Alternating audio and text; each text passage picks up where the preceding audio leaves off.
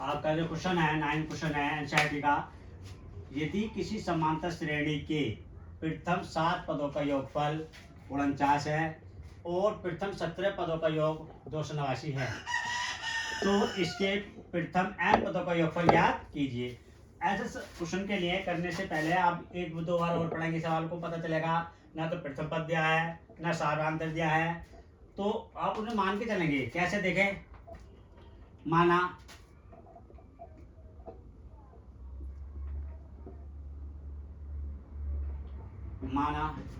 A P में प्रथम पद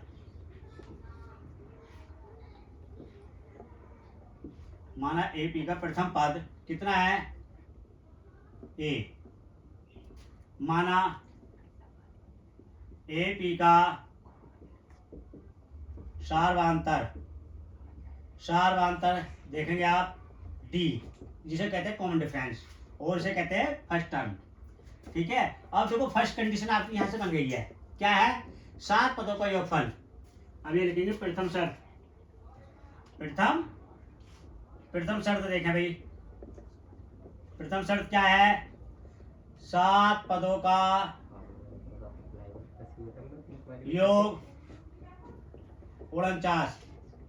ठीक, तो एस एन कितना दे रखा है? एस एन 49 दे रखा है। तो S N N by 2 A plus N by 1 into D. तो देखो 49 और एन आपको निकालना है। एन कितना? 7 है। एन कितना? 7 है। तो आप यहाँ 7 लिखेंगे और ये 2 लिखेंगे। 2a और 7 माइनस 1 और डी। तो आपका तो 49 और 7/2 2a प्लस 6। अब यहाँ से 2 कॉमन ले लें आप और 7 से इसे काट दें। 49 को 7 से काटा, 7 बार कटा, और यहाँ पे 2 कॉमन ले लिया आपने। तो भैया हो गया 2a प्लस 3 हो गया इंटू डी हो गया। 2 से 2 कैंसिल हो गया। 7 इज इक्वल टू और a प्लस 3d, ये आ गया आपका। अच्छा, दूसरी शर्त क्या है? दूसरी शर्त आप देखो यहाँ से बन गई 17 पदों का योगफल। दूसरी शर्त हो गई आपके 17 पदों का योग। कितना दे रखा है भाई? 289 दे रखा है। तो आपको देखो इसमें भी वही फार्मूला लगाना। एन कितना हो गया? एस एन या 17 S N equal to 17 N by 2 और 2a N minus 1 into D. देखें आप, तो कितना? 289। एन कितना? 17/2 2a और 17 माइनस 1 इंटू डी। तो 17 को 289 से काट दो, 17 बार कटेगा। ठीक, 17 और 1/2 बचेगा। यहाँ से 2 कॉमन ले लेंगे और 16d बचेगा। 2 कॉमन लो यहाँ से, तो 2 कॉमन ले लिया हमने, तो a प्लस 8d। अब देखो 2 से 2 कैंसिल हो जाएगा, तो 17 बराबर a प्लस 8d। तो a प्लस 8d बराबर हो जाएगा भैया 17। समीकरण नंबर 2। अब समीकरण नंबर 1 और 2 को हल करेंगे। समीकरण नंबर 1 वे 2 को हल करने पर, हल देखें कैसे करेंगे बेटे। a प्लस 3d बराबर 7 समीकरण नंबर 1, और a प्लस 8d बराबर आपका 17 हो गया। अब देखें a का गुणांक यहाँ 1 है, यहाँ भी 1 है, यहाँ 3 का यानी कि d का गुणांक कितना? 3 है और अचर राशि 7 है। ऐसे ही समीकरण नंबर 2 में a का गुणांक 1 है और d का गुणांक 8 है। अचर राशि घटाने पर आएगा। काट दो इसे, घटाने पर अब -5 बचेगा। क्यों? बड़ी संख्या 8 है, 8 का माइनस बराबर -10 और d बराबर -10 बटे -5 कैंसिल हो गया 2। d बराबर, अब d का मान समीकरण नंबर 1 में रखने पर 1 क्या है भाई?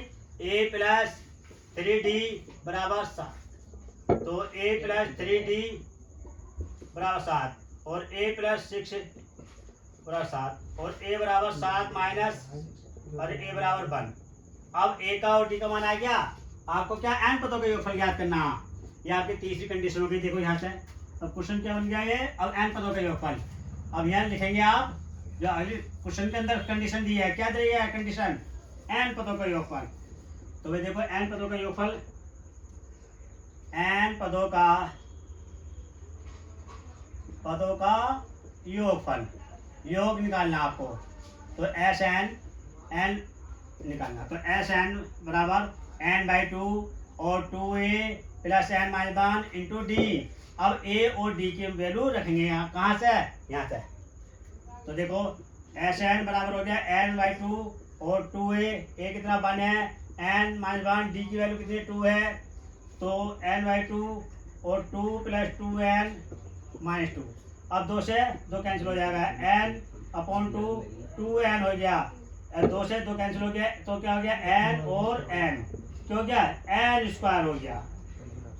तो n पदों का योगफल क्या होता है? n स्क्वायर होता है। ठीक, अब अगला क्वेश्चन देखेंगे। देखो ये एक्स्ट्रा क्वेश्चन है आपका, जो बोर्ड में आ चुका है। अभी जो कराया था 9 क्वेश्चन, उसी के बिल्कुल उसी की तरह क्वेश्चन है। देखिए आप पहले, किसी समांतर श्रेणी के प्रथम 6 पदों का योगफल कितना 36 है तथा प्रथम 16 पदों का योगफल 256 है। समांतर श्रेणी के प्रथम 10 पदों का योगफल ज्ञात कीजिए। तो आपको क्या ज्ञात करना? प्रथम पदों का 10 है ना, तो आपको ए दे रखा है ना, आपको भाई क्या दे रखा है, डी दे रखा है। ऐसे क्वेश्चनों को भी बताया था हमने, ऐसे क्वेश्चनों को करने के लिए क्या करते हैं, मान कर चलते हैं। क्या मानोगे? माना एक समांतर श्रेणी का प्रथम पद, माना समांतर श्रेणी का प्रथम पद